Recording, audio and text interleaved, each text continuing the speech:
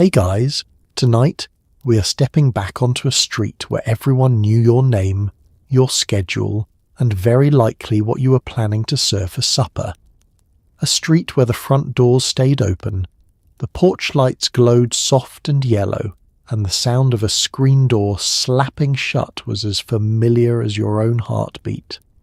This is 1950s America, and on this street nobody was ever quite a stranger for long. Before we settle in, I want to say a genuine thank you to the viewer who suggested this one. You wrote in asking what it really felt like to live somewhere everybody knew everybody, and honestly, it is one of the loveliest ideas anyone has sent me in a while. The topics you all share are what keep this little corner of the internet going, and I never take that for granted. If you are enjoying these quiet trips back in time, feel free to like the video, subscribe, and leave a comment down below telling me where you are listening from tonight. No pressure at all, just a soft little way of helping the channel grow. And if you would rather drift off to these stories with your eyes closed, we are now on Spotify too, with the link waiting in the description whenever you want it. So go ahead and get comfortable, dim the lights, switch on a fan for that gentle hush of white noise, pull the blanket up, find the cool side of the pillow, and let the day fall away from your shoulders. Now let your mind wander back. What did a summer evening actually sound like when every porch on the block was occupied? What did it feel like to borrow a cup of sugar from the woman next door and to know she would knock on your door for eggs the following week? What did the corner grocer know about your family that you never once told him? How did news travel from one end of the street to the other before a single telephone even rang? And just like that, it is 1955. The morning is cool and blue. A milk truck is idling somewhere down the block. Two women are already talking over a fence, and the whole neighborhood is quietly, gently, wonderfully awake to one another. Let us step into it together. Let us start on the porch, because in the 1950s that is where the neighborhood truly lived. Yours faces the street on purpose, wide enough for two rocking chairs and a swing that creaks in a rhythm you stopped noticing years ago. In the evening, after the dishes are dried and the heat of the day begins to loosen, you settle out here with a glass of iced tea sweating in your hand. And you are not alone. Up and down the block, other porches are filling too, lit by soft bulbs and the orange glow of a cigarette. From here you can see everything. Who came home late, who has company, whose boy is riding his bicycle past for the third time, hoping the girl across the street will notice. It is the kind of open, unhurried watchfulness that is almost impossible to find now. The evening settles slowly, the way it always does in summer. The last of the supper smells still hang in the warm air, fried chicken from one house, something with onions from another, mingling with the green scent of a lawn somebody mowed an hour ago. A screen door slaps shut somewhere down the block, and you do not even have to look to know whose it is. You have learned the particular music of every door on the street, the ones that groan, the ones that bang, the one that sticks in humid weather and has to be shouldered open. These are the small sounds that tell you the whole neighborhood is home and settling in for the night. Your neighbor steps out onto her own porch and lifts a hand, and you lift yours, and that small gesture is a whole conversation. Evening, she calls, and you call it back. And after a moment she wanders across the grass because the tea is cold and the night is young. She lowers herself into the empty rocker beside you as though it were her own, and in a way it is. You've sat like this 100 times watching the street darken, saying not very much at all. Her husband is still inside listening to the ball game, and you can hear the tinny voice of the announcer drifting out through the window screen, rising and falling with the crowd. From the porch, The block reveals itself to you piece by piece. The mailman's route is over, but you notice the Cooper's porch light is off, which means they have gone to visit her mother again, third time this month. A car you do not recognize is parked in front of the house on the corner, and you and your neighbour both notice it at the same moment and both decide without a word, your finger looping around each number and letting the dial spin slowly back. If the line is busy, you hear the murmur of voices already there, and you learn quickly whose voices they are. That is the widow talking to her sister across town. That is the young mother on the corner asking the doctor about the baby's cough. You're not meant to hear these things, and yet you cannot help but hear them, and neither can anyone else who happens to lift a receiver at the wrong moment. It taught a kind of patience that is hard to imagine now, in a world where every person carries a private telephone in a pocket and can speak to anyone, anywhere, at any instant, without ever waiting a moment. On the party line, you waited. You learned the rhythms of your neighbours, when they made their calls, how long they liked to talk. You learned that the Hendersons' oldest girl monopolised the line every evening after supper, whispering to some boy, and that if you needed to call your mother, you had best do it before 6.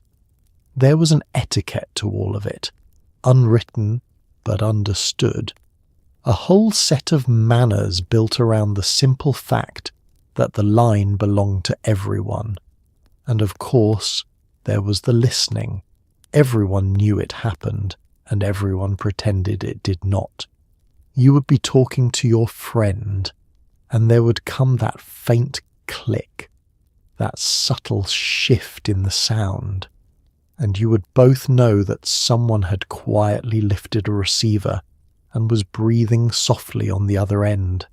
Sometimes you would say, kindly enough, that you could hear them, and there would be a hasty click as they hung up, mortified. Other times you simply lowered your voice, or changed the subject, or agreed to finish the conversation later, in person, over the fence, where no ears could reach. The party line made everyone a little more careful about what they said, and a little more curious about what everyone else was saying. It was, in its own strange way, a kind of glue. The shared line meant that the households along it were bound together whether they liked it or not, tangled up in one another's business, forced into a daily intimacy. When someone was expecting important news, everyone on the line felt the tension of it. When the phone rang late at night, its ring carrying that particular urgency that late calls always have, more than one household lay awake listening, wondering, hoping it was not bad news for a neighbour. And when it was bad news, somehow the whole line knew by morning, and the casseroles began to appear, and no one ever had to ask how the word had spread. You remember once when the operator broke in to clear the line for an emergency, her voice cutting calmly through a neighbour's chatter, and how everyone hung up at once without a word of complaint, understanding that somewhere on the line a family needed help. There was a solidarity in that, an instinctive yielding that came from months and years of sharing something as ordinary and as personal as a telephone line. You were connected quite literally to the people around you, wired into their lives through a single strand of copper. Later, when private lines became common and every family had its own number and its own untroubled connection, something was gained and something was lost. The gain was obvious, the privacy, the convenience, the freedom from prying ears. But the loss was quieter and took longer to notice. The party line, for all its inconvenience and all its eavesdropping, had kept you woven into the daily texture of your neighbours' lives.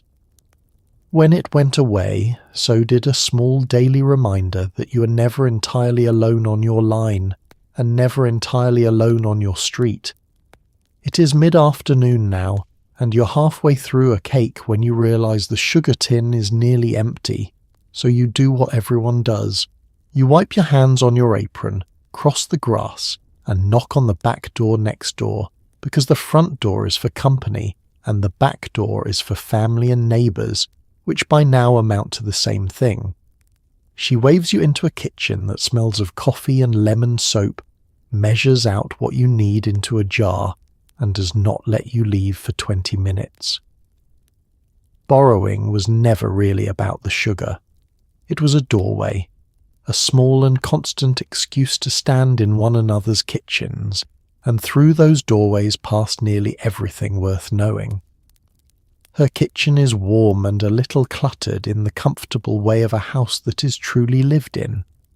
There is bread rising under a cloth on the counter, and a pot of something simmering low on the stove, filling the air with the smell of onions and bay.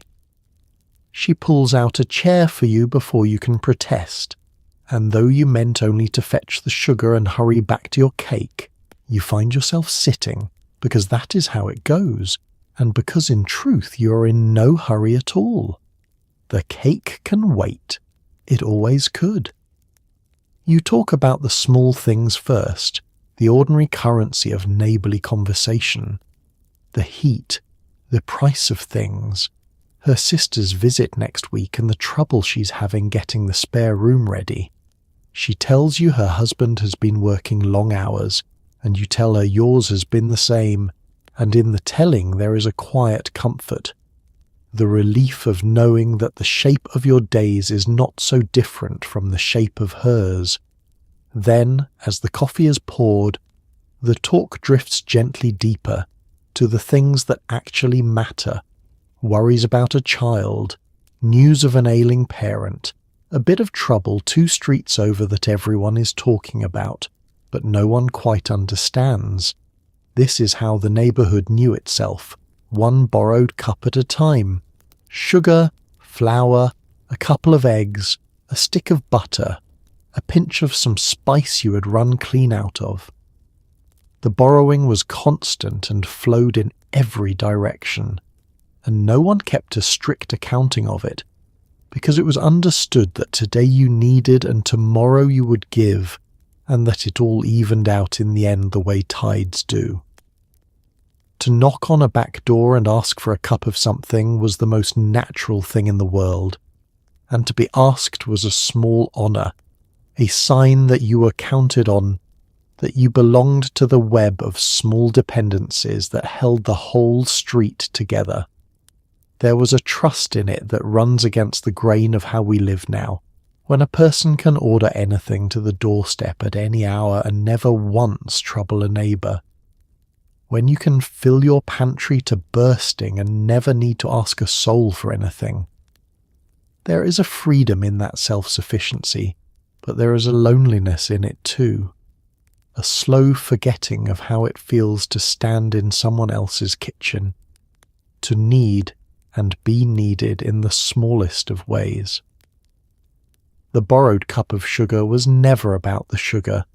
It was about the standing there together, the sitting down, the 20 minutes that turned into an hour. She refills your cup though you did not ask, and you let her, because leaving would mean the conversation was over and neither of you's quite ready for that. Her cat winds around your ankles. Somewhere in the house a clock ticks. Through the window you can see your own house across the yard, the kitchen where your half-finished cake sits waiting, and it looks strangely far away, as though you have stepped out of your own life for a little while and into hers, and found it warm and welcoming and not so unlike your own after all. At last you rise, because the cake truly must go in, and she presses the jar of sugar into your hands and tells you to keep whatever you do not use. At the door she remembers one more thing she meant to tell you, and you stand on the step another 5 minutes finishing it. When you finally cross back over the grass, the jar warm in your hands, you carry more than sugar. You carry the news of her week and the weight of her worries, and the simple, sustaining knowledge that the woman next door is glad, always, to open her back door to you. And you know that when she runs short of something, as she surely will, she will cross the grass to you, and you will pull out a chair, and it will all begin again. Out back, the low fence between your yard and the next is less a boundary and more a meeting place. It stands about waist high, just tall enough to lean an elbow on, and worn smooth in 2 spots from years of exactly that. Here, with a laundry basket balanced on one hip or a trowel forgotten in your hand, you and the woman on the other side trade the news of the day, a daughter's new beau, a husband's promotion, the price of beef gone up again at the market. The conversation drifts easily, punctuated by the snap of sheets in the wind and the distant shriek of children. There is a quiet intimacy in it, 2 people talking over a fence, close enough to share a life, yet each rooted firmly in their own yard. The fence catches you both at odd moments, which is part of its charm. You come out to pin up the wash, or to pull a few weeds from the tomatoes, and there she is on the other side doing much the same, and the talk begins before either of you has quite decided to start it. There's no invitation and no arrangement. The fence simply gathers you, the way a well-worn path gathers footsteps, and holds you there in the sun for as long as the 2 of you care to stay. Your hands keep working while your mouths do, and the work goes easier for the company. You have solved a great many problems over that fence. When your oldest was small and would not sleep, it was the woman on the other side who told you what had worked for hers, leaning close over the pickets in the early light while both babies fussed indoors. When her husband lost his job that hard winter, it was over the fence that she first said to loud, her voice low and careful, and it was over the fence that you told her not to worry about the pie plate she'd been meaning to return. The fence has heard confessions and celebrations both, and kept them all, standing patient between the 2 yards through every season. The seasons themselves pass across that fence. In spring you compare the progress of your gardens, whose peas came up first, whose roses the frost got. In summer the fence is crowded with the flapping of laundry and the smell of cut grass and the endless motion of children who treat both yards as a single kingdom. In autumn you rake toward each other and pause to lean and talk while the leaves come down, and in winter the fence stands bare and quiet under the snow, and the talking moves indoors to the kitchen, but it never really stops. The fence is only ever resting, waiting for the warmth to bring you both back out. It strikes you, in your quieter moments, how rare such a thing has become. Fences grew taller as the years went on, tall enough to block the view entirely, tall enough that a person could spend years beside a neighbour and never once see their face over the top of it. Privacy became the thing everyone wanted, and there is no faulting anyone for wanting it. But something went with the low fence when it disappeared. The low fence assumed you wanted to be seen. It assumed you wanted to talk. It was built at the exact height of friendship, and it made a neighbour into something more than a person who simply happened to live next door. Your children have grown up half in each yard, and hers the same, and you cannot always remember which small triumphs and troubles belonged to which house, because you shared them all across the fence as they happened. You watched each other's children learn to walk, then to ride bicycles, then to drive the family car nervously down the street. You mark the years by them, standing at the fence, and somewhere along the way the 2 of you grew older together too, your hair going grey at more or less the same pace, your talk turning gradually from babies to weddings to grandchildren. The wind snaps the sheets on the line and a bee bumbles past and she says she'd better get the rest of her wash out before the sun moves off the yard. You agree that you should do the same. But neither of you moves for another few minutes, because the fence has a way of holding you just a little longer than you meant to stay, and because there is always one more thing to say, one more small piece of the day to hand across the pickets. And when at last you do turn back to your work, you do it with the settled contentment of a person who knows, without having to think about it, that a good friend is standing just on the other side of the fence, close enough to call to, for as long as you both shall live here. Look up at the lines strung across every backyard heavy with the day's wash, and you begin to understand how much a neighbourhood could learn without a word spoken. A row of tiny gowns and cloth diapers meant a new baby had arrived. A sudden appearance of a man's work shirts told you a household had gained a husband or a boarder. Fine linens and an extra set of sheets on a Saturday hinted at weekend guests. You could read the seasons of a family's life in what fluttered on the line, and everyone read them, gently and without malice, the way you might glance at a familiar face and simply know how the week had gone. There is a whole language in the wash, if you know how to read it, and everyone on the street knows how.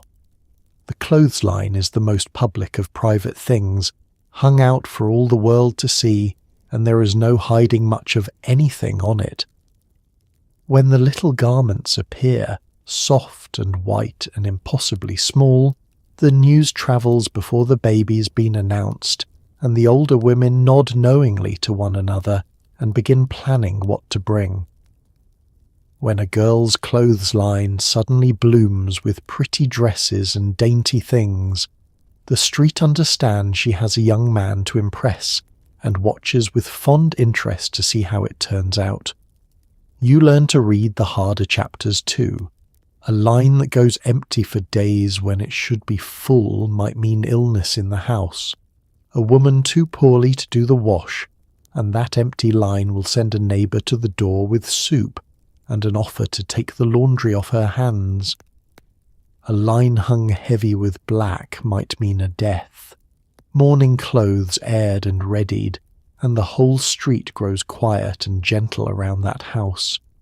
The clothesline is a kind of bulletin, honest and unguarded, and it tells the truth of a household in a way that words, so often careful and polite, rarely do.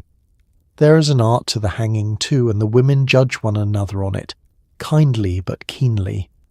The proper order, sheets and towels and the like grouped just so, the shirts hung by the tails, everything straight and even and bright.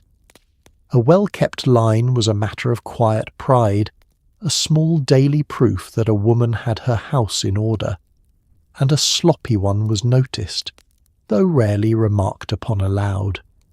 You hung your own wash with care because you knew the eyes that would pass over it, not with unkindness, but with the natural attentiveness of people who lived their lives in full view of one another. It is strange to think how completely this has vanished, how the clothesline gave way to the machine that hides the wash indoors and tumbles it dry behind a closed door, so that a family's laundry became at last a truly private thing. There is convenience in that, certainly, and no one would trade the machine for a wet basket and cold morning at the line. But the clothesline told stories, and the machine tells none. The backyards that once fluttered with colour, all up and down the block went bare, and a whole silent conversation between neighbours simply ended, one folded sheet at a time. You remember the smell of it most of all, the particular clean scent of sheets dried in the sun and wind, a fragrance no machine has ever managed to match. You remember pressing your face into them when you took them down, warm and stiff and smelling of the whole day's weather. You remember the sound of the wooden pins in your apron pocket and the slap of the wet cloth and the way the whole line billowed and sang when the wind came up. And you remember glancing across the yards as you worked, taking in the story of the block, the new baby here, the guests there, the empty line that meant someone needed looking in on. The wash on the line was never meant to be a message, and yet it always was one, read fluently by everyone who lived close enough to see it. It was one more way the neighborhood kept track of itself, one more thread in the web of gentle watchfulness that held the street together. And when you gather your own dry wash into the basket at the end of the day, the sun going amber over the fences, you do it knowing that your neighbors have read your line and you have read theirs, and that in this small daily exchange, wordless and constant, none of you is quite the stranger you might have been. Before you are even properly awake, the milkman has already been by, and he knows more about your household than you might guess. He knows you take an extra quart on the weeks your mother visits.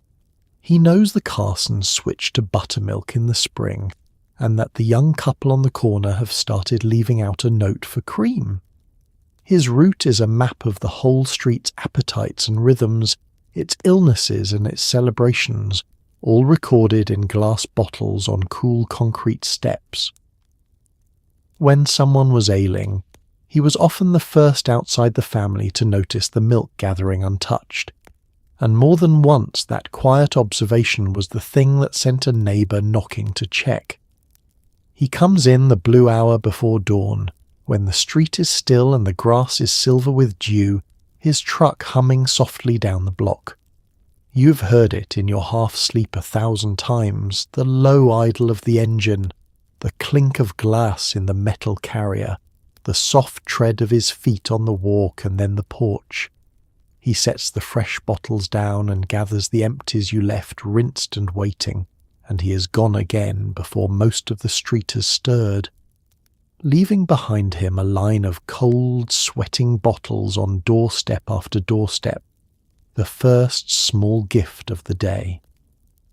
He has walked this route for years, and it has made him a keeper of the neighbourhood's quiet knowledge. He knows which houses run through milk quickly, the ones full of growing children who drink it by the glassful, and which take only a bottle or two, the older couples whose needs are small. He notices when an order changes, and a changed order tells a story. An extra quart of cream means company coming, or a celebration. A sudden increase means a new mouth in the house, a baby or a boarder or a grown child come home. He reads these changes the way a farmer reads the sky, and though he says little, he understands a great deal, and because he comes so early and sees the doorsteps before anyone else, he's often the first to sense that something is wrong. When the bottles from yesterday sit untouched, still full, gathering dew on a step where they should have been taken in, he pauses. He knows that house, knows its habits, knows the woman there always brings her milk in at first light. 2 days of untouched bottles is a message he cannot ignore. More than once he has knocked on a neighbour's door and mentioned it quietly, and more than once that mention has led someone to check and to find an old man fallen or a woman ill and alone in time to help. The milkman's route was a thread of watchfulness laid across the whole street, running through it before the sun was even up. It is a kind of care that has no place in the world that came after, when milk moved to the shelves of the store, and the doorstep deliveries stopped, and the milkman, with all his quiet knowledge, simply faded away. There is no one now who comes to your door before dawn and notices whether your bottles have been taken in. The milk you buy comes from a cooler under bright lights, handled by no one who knows your name, and there is efficiency in that, and lower cost and endless choice. But there is no one watching your doorstep. The small daily thread of attention is gone, and most people never noticed it leave.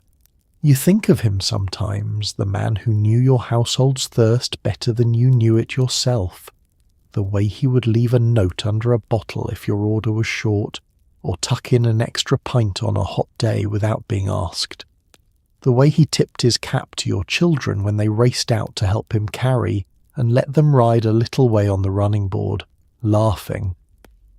He was part of the fabric of the morning, as reliable as the sunrise, and his presence on the street said in its own wordless way, that someone was looking after the small needs of every house, one cold bottle at a time. The last of the dawn light is coming up now, gold over the rooftops, and the milk sits sweating on the step where he left it. You bring it in, cold and heavy in your hand, and you do not give much thought to how it got there, because it is always there, faithful as the day. But somewhere down the street the milkman is finishing his round, tired and unremarked, carrying in his head a quiet census of the whole neighbourhood, and on some morning not far off, that quiet knowledge of his will save someone's life, and no one will ever quite know to thank him for it. By late morning the mailman comes up the walk, and he is far more than a deliverer of envelopes. He has walked this same route for years, and he knows your family the way an old friend does.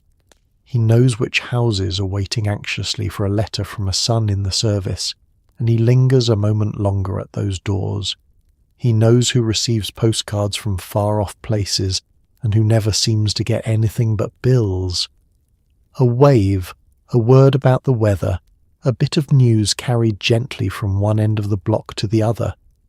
He is a thread pulled all the way through the neighbourhood, and in his canvas bag rides not only the mail but a good deal of the day's quiet connection.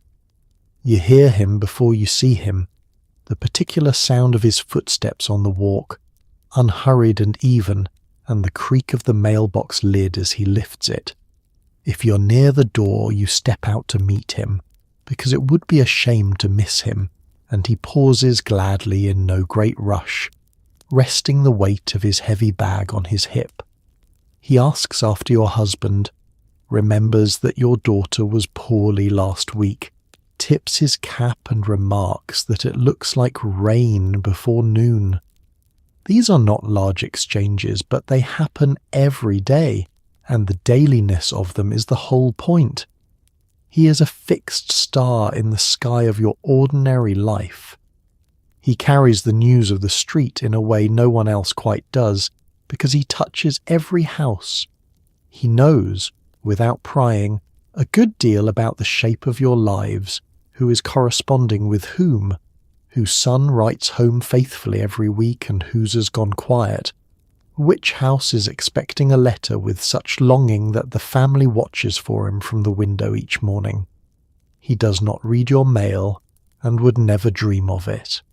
But the outsides of things tell him plenty, and he holds what he knows with a gentle discretion, the way a man holds a trust. When the letter a family has been waiting for finally comes, he knows it, and he brings it to the door himself rather than leaving it in the box, and hands it over with a smile that says he is glad for you. And when the letter that comes is the kind no family wants, the thin official envelope that meant a boy wouldn't be coming home, he carries that too, up the same walk, with a heaviness in his step that everyone recognized. On those days the whole street seemed to know before he had reached the door, and the neighbours gathered quietly afterward, and the mailman went on to the next house carrying his sorrow with him, because the round did not stop for grief. There was a comfort in being known by him, in being more than a name on an envelope or a number on a house. He was one of the people who tied the neighbourhood together simply by moving through it every day, greeting each family in turn, weaving from door to door the loose bright thread of ordinary human contact. In an age before the instant messages that now fly invisibly between us at all hours, the mail was how you reached across distance to the people you loved, and the mailman was the one who placed those precious words in your waiting hands. It is different now, and you feel the difference. The mail comes when it comes, dropped in a box by someone whose face changes from week to week, someone in a hurry with a route too long, someone who does not know your name and has no reason to. There is nothing wrong in it, and yet the old daily greeting is gone. The small, reliable warmth of a familiar man on a familiar walk at a familiar hour. Much of what he carried has moved onto screens now, and travels faster than he ever could. but it arrives without a face attached, without a word about the weather, without anyone lingering a moment longer at the door of a house that is hoping for news. You watch him move on down the block, up one walk and down another, his bag lighter now, his cap pushed back against the growing heat. A neighbour comes out to meet him, and they stand talking a moment in the sun, and you understand, watching, that his real cargo was never really the mail at all. It was the connection, the daily proof that the street was one thing and not many, all of it linked, house to house, by a single patient man walking his round with a canvas bag on his hip and a kind word for every door. It is mid-morning, the beds are made and the floors are swept, and now comes the part of the day that belongs to the women of the street. Someone puts on a fresh pot, and one by one they arrive at the back door, apron still on, and gather around a kitchen table for coffee and talk. The percolator burbles on the stove. A plate of cookies appears, though everyone insists they should not. And there, over warm cups and the hum of easy conversation, the real news of the neighbourhood is sorted and shared and understood. It was information, yes, but it was also company, a daily hour of belonging that a busy modern morning rarely leaves room for anymore. The kitchen fills slowly, the way water fills a low place. First one neighbour, then another, drawn by the smell of the coffee and the pull of the company, letting themselves in the back way with the ease of people who have done it 100 times. Chairs are pulled from the wall. A baby is set down on a blanket in the corner to play. The percolator sends up its rich, dark smell, and the first cups are poured, and the talk begins to rise and swirl around the table like steam. This is not an occasion. It requires no invitation and no special day. It happens because it happens most mornings, in one kitchen or another, as regular as the tide. Here the women trade the things that fill their days and their hearts. The small and the large all mixed together. A recipe that finally turned out right. A worry about a child who's been out of sorts. A bit of news about a family 2 streets over. The price of things and the trouble with husbands and the endless small comedy of raising children. They laugh easily and often, and they lower their voices when the talk turns to something tender, and they lean in close, and the kitchen holds it all, warm and safe. It is a place where a woman can say what is really on her mind, among others who understand exactly. There is real work being done at that table, though it looks like idleness to an outsider.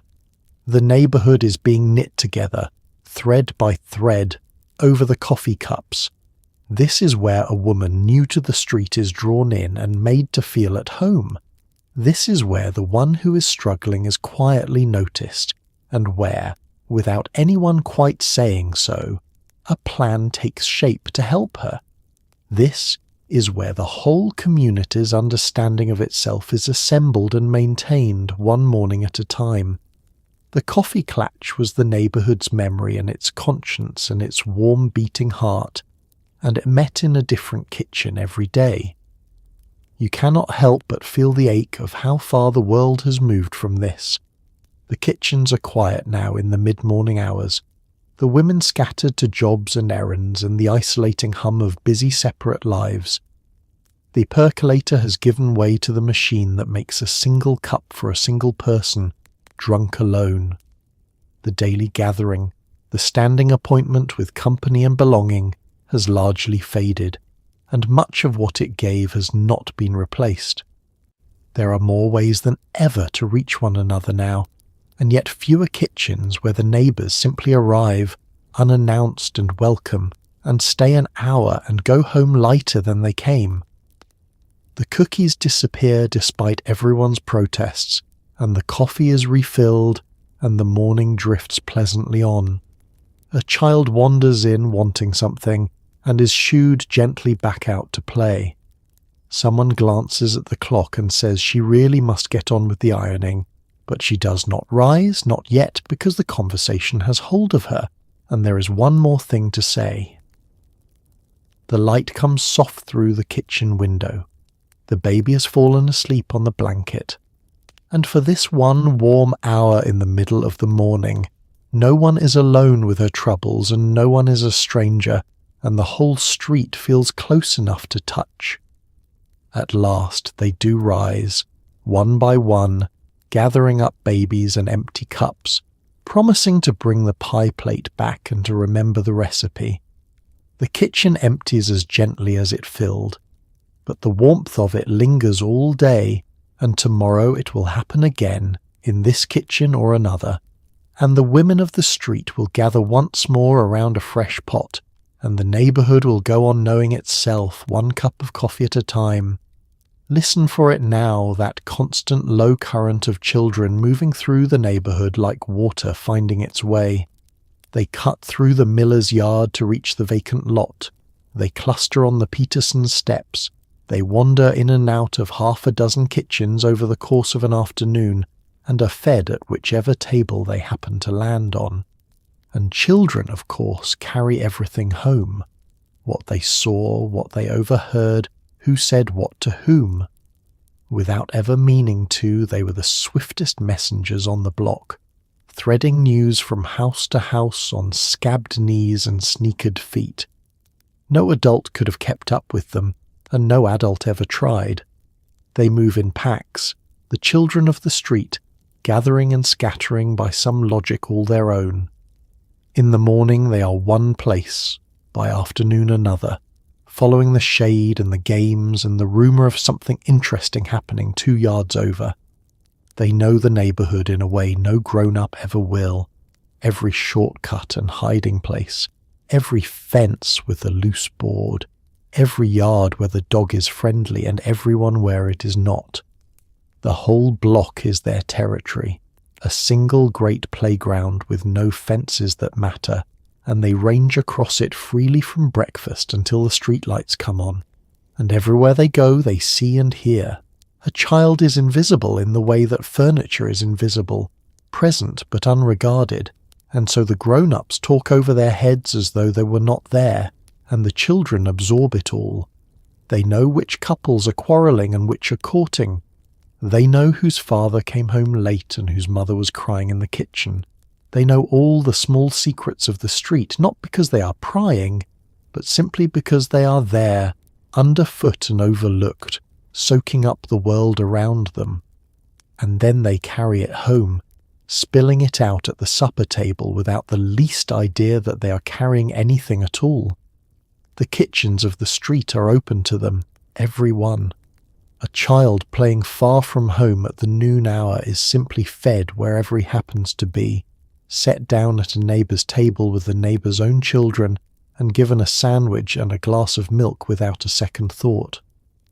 No mother worried where her child had got to, because he was somewhere on the block, and somewhere on the block meant somewhere safe, watched over by whichever adult happened to be nearest. The children belonged to the street as much as to their own families, and the street looked after them as its own. It's one of the things people miss most looking back, the freedom of it, the way children could vanish into the neighbourhood on a summer morning and not be seen again until hunger or darkness drove them home. There was a trust in that, a confidence that the world just outside the door was safe, that a dozen watchful adults stood between any child and any real harm. That confidence has grown scarce, and children roam far less freely now, kept closer, watched more anxiously, their afternoons more carefully arranged. Something has been gained in caution, perhaps, but something wild and free and wonderful has been lost, and the children of today may never quite know what it was. You watch them from the window, the pack of them tearing across the yard and through the gap in the hedge, shrieking with some joy or grievance you will never learn the details of. In a while, one of them will appear at your own back door breathless, wanting a drink of water or a bandage for a scraped knee, and will tell you, all unwitting, some small piece of news from 3 houses down. You will file it away with a smile and pour the water and send him back out into the afternoon, and the current of children will flow on through the neighbourhood, carrying its cargo of news and laughter from yard to yard. They are the true messengers of the street, faster and more thorough than any grown-up network, and entirely unaware of their own importance. They tie the neighbourhood together simply by playing in it, weaving from house to house all day long so that no household is ever quite cut off from any other. And when at last the streetlights flicker on and the mothers call their names into the dusk, the children scatter home in every direction, carrying the day's last news with them, and the neighbourhood settles into evening, having been stitched together once more by the running feet of its youngest and busiest citizens. A moving truck appears at the empty house on the corner, and the whole street takes gentle notice. Within a day or two the visits begin. A knock, a warm face, a covered dish still warm from the oven, and an invitation that is really a gathering of information as much as a gift of welcome. Where are you from? How many children? What does your husband do? It sounds like scrutiny, and in a way it was, but it was scrutiny wrapped in genuine kindness.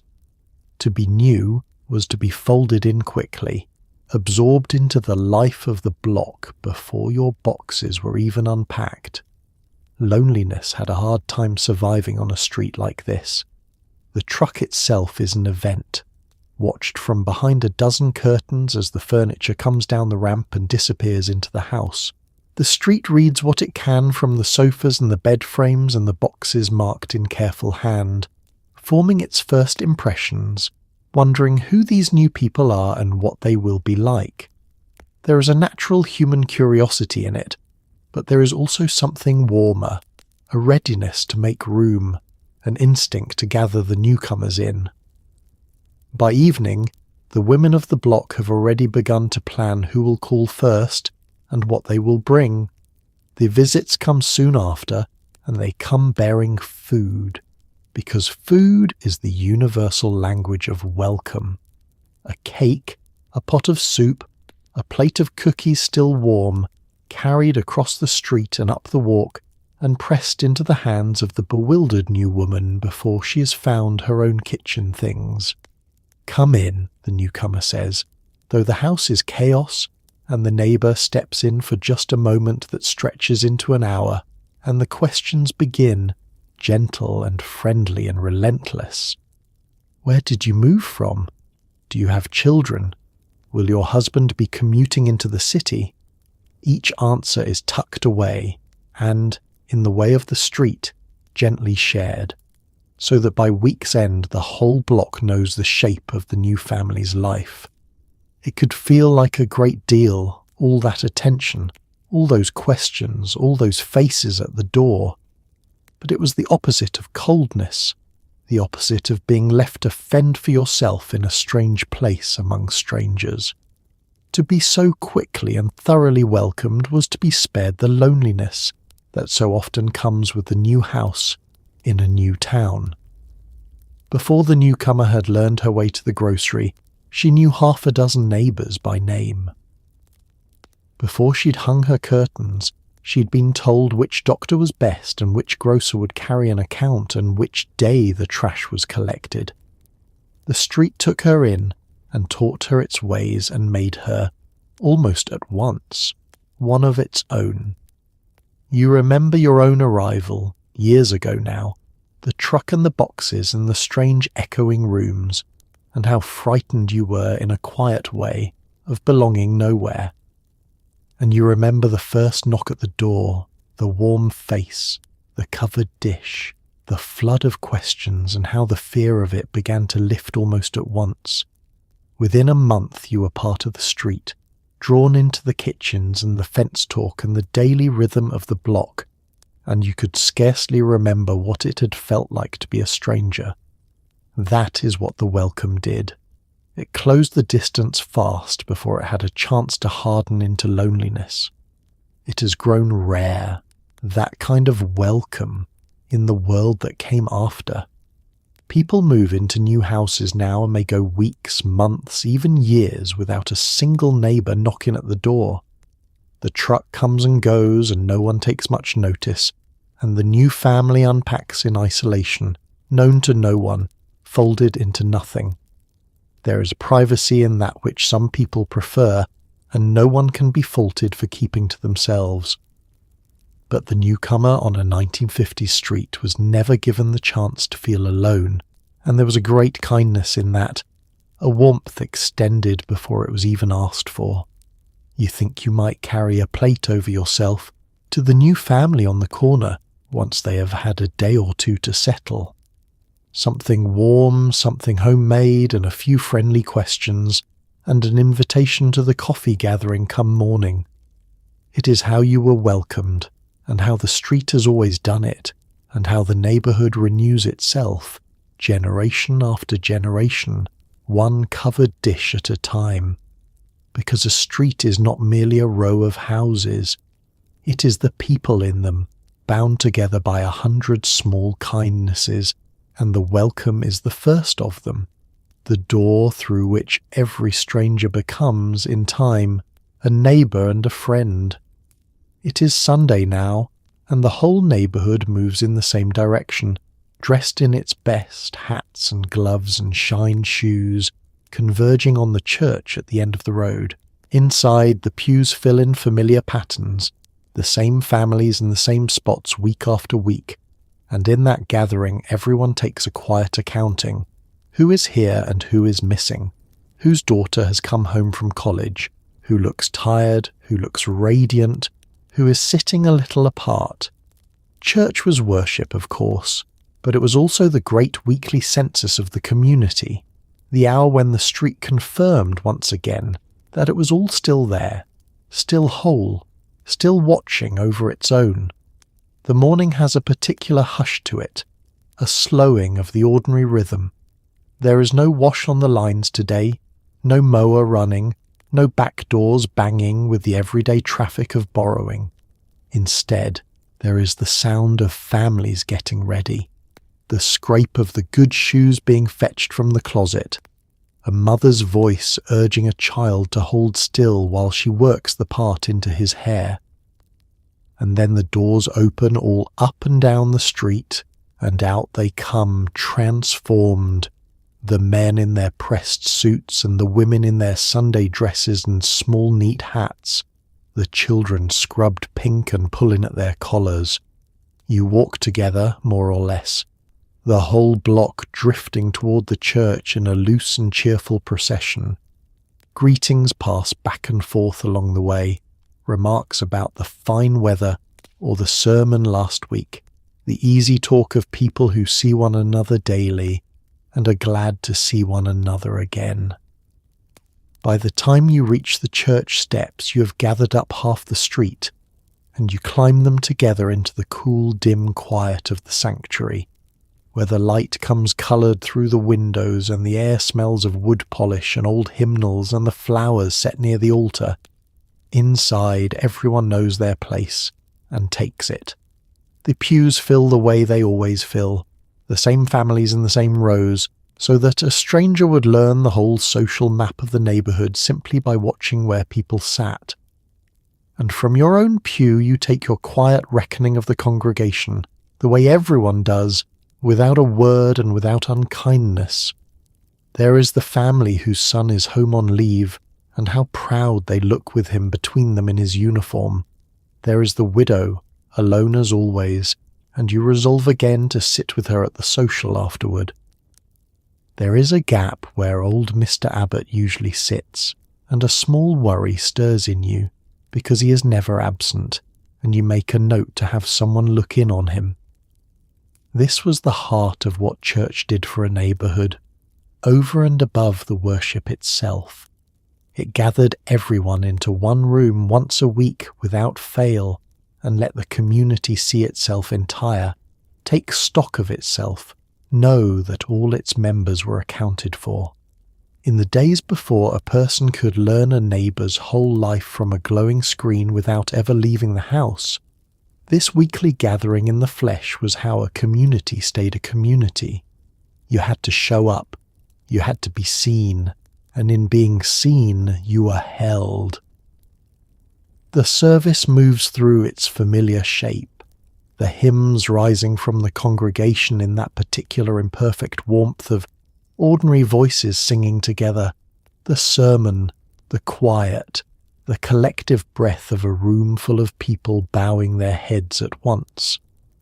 There is comfort in the sameness of it, week after week, year after year. The words do not change much, and neither do the faces around you, and that steadiness is its own kind of grace, a fixed point in a changing world, a promise that some things at least endure. Afterward comes the part that is almost as important as the service, the gathering on the steps and the lawn in the mild morning sun. This is when the real visiting happens, the news traded, the invitations extended, the arrangements made for the week to come. The children are released to run on the grass in their good clothes while the grown-ups stand in clusters and talk. A casserole is promised to a family in need. A ride is arranged for someone whose car is in the shop. The widow is drawn gently into a conversation and made to laugh, and you see her shoulders ease, and you are glad. It strikes you how much thinner these gatherings have grown in the years since, how many streets no longer move together toward anything at all on a Sunday morning, how the weekly census of the neighborhood has faded in so many places, leaving people to know one another glancingly if they know one another at all. There was a structure to it once, a reliable weekly occasion that pulled the whole community into a single room and would not let anyone quietly disappear. And so you linger on the church lawn a while, in no hurry to go home, letting the morning stretch out warm and unhurried around you. The bells have quieted. The children are laughing on the grass, and all around you the neighborhood stands gathered and whole in the Sunday light, each face known, each family counted, the whole of it confirmed once more, still there, still holding together, still keeping its gentle watch over its own. Step into the beauty parlor on a Saturday and the air is thick with the smell of setting lotion and hairspray. Warm under the dryers, loud with laughter and low with confided secrets. This is one of the great clearinghouses of neighborhood news, where a woman goes in with damp hair and comes out an hour later, knowing everything worth knowing. Down the street, the barber shop does the same work for the men, over the snip of scissors and the slap of a razor strop. These were the places where the whole tapestry of the community got laid out and examined, thread by thread, and where you learned that the person under the next dryer knew far more about your cousin than you did. The parlor is a world unto itself, small and bright and busy, the chairs all full and a few more women waiting their turn along the wall. The dryers hum in a row like great domed helmets, and beneath them the women sit with their heads full of curlers, magazines open in their laps, though hardly anyone is reading, because the real entertainment is the talk. It rises and falls all around you, warm and constant, a river of it, and you settle into your chair and let it carry you along. The beautician knows everyone and everything, and she presides over it all with a comb in one hand and a running commentary that misses nothing. There is something about the parlor that loosens tongues. Perhaps it is the intimacy of it, a woman's hands in your hair, the enforced stillness, the hour with nowhere else to be.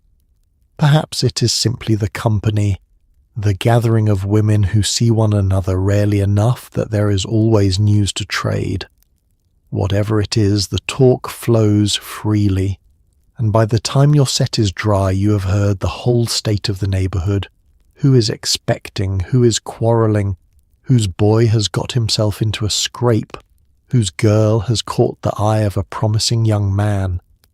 It is gossip, yes, but it is gossip in the older and gentler sense, the way a community keeps track of itself, the sharing of the countless small threads that make up the fabric of a place. Down the street, the barber shop does the very same work, though the men would never call it gossip and would be offended if you did. There the talk runs to other channels, the ball game and the price of a new car and the goings-on at the plant, but woven all through it is the same steady exchange of neighbourhood news, traded over the snip of the scissors and the warm lather and the long, comfortable silences that men allow themselves in a barber's chair.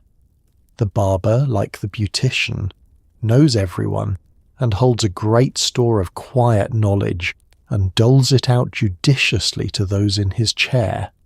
These were the neighbourhood's newsrooms, in a manner of speaking, the places where information was gathered and sorted and passed along, and they did it with a human warmth that no screen has ever managed. To sit in the parlour or the barber's chair was to plug yourself into the living current of the community, to come out an hour later knowing where everyone stood and how everyone fared, and it worked in both directions, for while you sat there gathering the news, you were also giving it, your own small doings folded into the great shared account and carried out into the neighbourhood by everyone who heard them. There was accountability in it too, a gentle sort. You knew that whatever you did might well be discussed under the dryers on Saturday, and that knowledge shaped how people behaved, kept them a little kinder, a little more careful, a little more mindful of the eyes and ears all around them. It could chafe, certainly. There were times a person longed to do something without the whole street knowing of it by the weekend. But the same web that watched you was the web that held you, and most understood that you could not have the one without the other. You think of how differently people gather their news now, alone with a glowing screen, scrolling in silence through the lives of others, learning much and connecting little. There is more information than ever flowing past, and yet so much of it arrives without a human voice attached, without the warmth of a woman leaning over your chair to tell it, without the laughter that filled the parlour on a Saturday morning. The old clearing houses have thinned out and quieted, and something communal and warm has drained slowly away with them. Your set is finished now, your hair transformed, and the beautician turns you toward the mirror to admire her work. You rise and pay and say your goodbyes, promising to relay a message to a neighbour, carrying out into the afternoon a headful of curls and a headful of news both. The bell over the door jingles as you step out into the Saturday sun, and behind you the parlour hums on without pause, the dryers whirring, the talk flowing, the whole neighbourhood being laid out and examined and lovingly kept track of, one set and one confided secret at a time. Now to the corner grocery, where the man behind the counter knows you not as a customer but as a family with a history. He knows your children by name and slips them a piece of penny candy. He keeps your account in a worn ledger, and never once makes you feel small about the weeks it runs long. He knows what you buy when things are good, and what you skip when things are tight, and he asks after your mother's health because he genuinely wants to know. There was a warmth to being known like that, a sense of being tended rather than merely served, that the bright anonymous aisles of a modern store can never quite give back. The little store sits on the corner where it has always sat, its screen door announcing every customer with a jingle and a bang. Inside it is cool and dim and crowded, the shelves packed close and rising high, the good smells all mingling together, coffee and cured meat and the sweetness of the candy case and the earthy scent of the potatoes and onions in their bins. The grocer stands behind the wooden counter worn smooth by decades of hands, his apron on, ready to fetch down whatever you need from the shelves you cannot reach, because in this store you do not gather your own goods. You ask, and he provides. He knows you, and knowing you is the whole nature of the place. He remembers that your husband favours a particular brand of coffee and sets a tin aside when the new shipment comes. He remembers that your youngest is partial to the lemon drops and drops one into her small hand without being asked, and watches her face light up and is glad. He asks after your mother because he knows she has been poorly, and he means the asking, and he listens to the answer. You're not a stranger passing through. You're a family he has watched grow up, a history he has been part of, a set of small preferences and needs he's committed to memory over the years. And when times are hard, as times sometimes are, the grocer is there in a way no bright modern store could ever be. He keeps your account in a worn ledger under the counter, and when the money runs short before the end of the week, he lets it run, marking down what you take and saying nothing to shame you, trusting that you will settle it when you can, because he knows you and he knows you are good for it. That trust was a lifeline to many a family through a lean stretch, extended quietly, without paperwork or judgment, on nothing more than a handshake and a history and a name in a ledger. He was not merely selling groceries, he was tending his neighbours. There was a dignity in that arrangement on both sides. The grocer took a risk and rarely regretted it, and the family was carried through a hard week without ever being made to feel less than they were.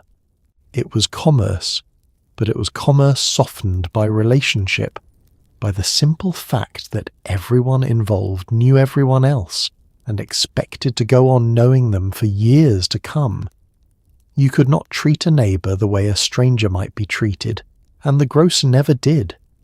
He knew the whole street through its shopping too, in the way the milkman knew it through its bottles. He knew which families were prospering and which were struggling, who was expecting company by the extra they bought, who was cutting back and hoping no one noticed.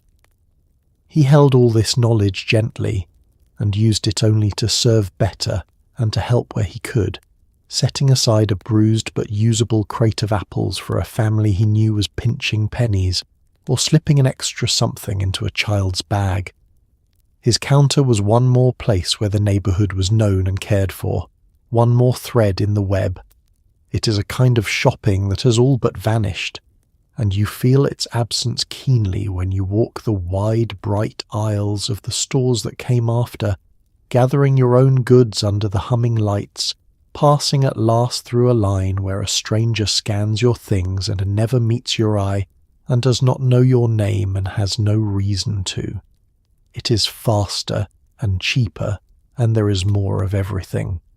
But no one there knows what your husband likes, or slips your child a candy, or asks after your mother because they truly want to know. The abundance came, and the tending went, and most people scarcely noticed the trade. The grocer wraps your parcels in brown paper and string and marks the total in his ledger, and passes the bundle across the counter with a word about the weather and a wish for your mother's swift recovery. The screen door jingles as another neighbour comes in, and he greets her by name, and the small warm commerce of the corner goes on. You step out into the afternoon with your parcels in your arms, feeling, as you always do, not merely served but seen, not merely sold to but cared for, one more member of the family with a history that the man behind the counter carries faithfully in his heart. Word travels fast when trouble comes, and it always brings a casserole with it. When a family suffered a loss, or welcomed a new baby, or simply fell ill, the dishes began arriving, still warm, wrapped in dish towels, left quietly on the step or handed over with a soft word at the door. It was care you could hold in your hands. Nobody organised it, and nobody needed to. The street simply knew, and the street simply responded, folding its arms around whoever was hurting. To be known so completely meant that in your worst moments you were never left to face them with an empty kitchen and no one at the door. There is a particular way the news of trouble moves along a street, quicker than any other kind, passing over the fences and along the party line, and through the running feet of children until within an hour or two the whole block knows. And the knowing sets a thing in motion, an old and instinctive response that requires no discussion. The women go to their kitchens, the ovens come on, and soon the dishes begin to make their way, one after another, to the door of whoever is in need, a quiet procession of care carried out in casserole dishes and covered pots. The food itself is chosen with a kind of wisdom, nothing that requires effort or attention, for a grieving or exhausted family has neither to spare. Instead, the hearty, forgiving things, the casseroles and the stews and the baked hams, the dishes that can sit in the icebox and be warmed as needed, that will feed a houseful of mourners or nourish a mother too weary to cook. A pie for a small sweetness in a hard time, a pot of soup for an invalid, bread, always bread. It arrives warm from the oven, wrapped against the cold, and it says, without needing any words at all, that the family is not alone, that the street has them, that they will be carried through. When death came, the casseroles came thickest of all. A family in mourning could not be expected to think of meals, and so the neighbourhood thought of them, and the kitchen of the grieving house filled up with the offerings of the block, so that in the terrible days of a funeral there was at least this one thing that need not be worried over, this one burden lifted from shoulders already bowed. The house will be full of people, and all of them would need feeding, and the street saw to it dish by dish without ever being asked. It was how the living cared for the grieving, the oldest kind of comfort, offered in the plainest of forms. And when a new baby arrived, the casseroles came again, warmer in spirit if not in temperature, joyful this time. A new mother, worn out and overwhelmed, would find her step and her counter filling with meals, so that in those first hard, tender weeks she need not stand at the stove but could rest and mend and hold her child, while the neighbourhood fed her family. It was the same instinct exactly, the same wordless folding in of care, whether the occasion was sorrow or joy, trouble or blessing. The street responded the same way, with warmth and food and a soft word at the door. There was no committee for this, no list, no organiser keeping track of who had brought what. It simply happened, arising naturally from 100 kitchens, because that was how things were done, because everyone had been on the receiving end of it once, and would be again, because the giving and the receiving flowed around the street in a great slow circle that no one thought to question. To be known by your neighbours meant that your troubles were known too, and that your troubles set the ovens humming, and that you would never have to face the worst days alone with an empty kitchen. It has grown harder to find that instinctive communal care in a world where neighbours so often do not know one another well enough to sense when trouble has struck. There are services now that will send a meal, ordered and paid for and delivered by a stranger, and there is kindness in that, and convenience. But it is not quite the same as the warm dish carried across the grass by a woman who knew your mother, left on your step with a note in a familiar hand, made by hands that meant it. The casserole on the doorstep was love you could hold and taste and be nourished by, and it is a poorer world that has so much of it delivered cold by strangers now. You have carried your own dishes across the street more times than you can count, and had them carried to you, and you know the quiet power of it from both sides.